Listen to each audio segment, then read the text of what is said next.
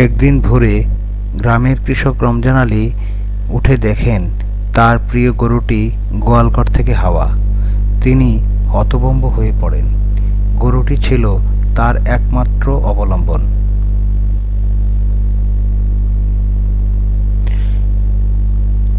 রমজান ছুটে যান করিম মিয়ার কাছে।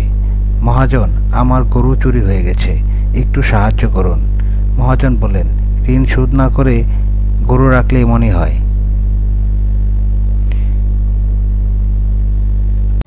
রমজান ছুটে যান থানায় এবং জিডি করেন। তদন্ত হয় শুরু। পুলিশ মাঠে নামে। পুলিশ গ্রামবাসীর সহায়তায় গরু উদ্ধার করে এবং গরুটি মহাজন ও কৃষকের সামনে আনে।